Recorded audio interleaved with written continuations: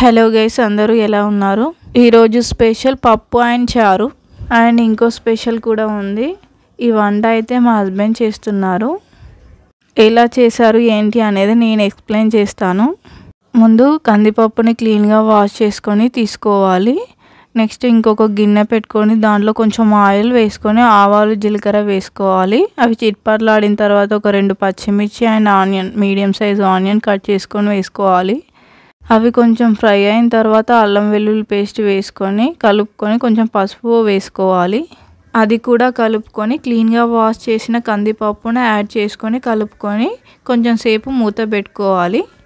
ఒక 5 మినిట్స్ అయిన తర్వాత మూత తీసి పప్పు అంతా కలుపుకున్న తర్వాత దీంట్లోకి మీ రుచికి సరిపడినంత కారము, ఉప్పు వేసుకొని కలుపుకొని పప్పు అంతా మునిగేంత వరకు వాటర్ యాడ్ చేసుకొని పప్పు అంతా మెత్తగా ఉడికేంత వరకు స్టవ్ సిమ్లో పెట్టుకొని ఉడికించుకోవాలి.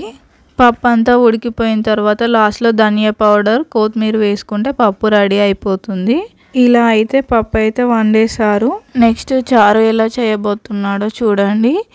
పప్పు నానబెట్టుకున్నప్పుడే చింతపండు కూడా నానబెట్టేశాడు. అది ఒక అరగంట అయితే నానింది. దాంట్లో నుంచి రసం తీసేసుకుని పెట్టుకున్నాడు.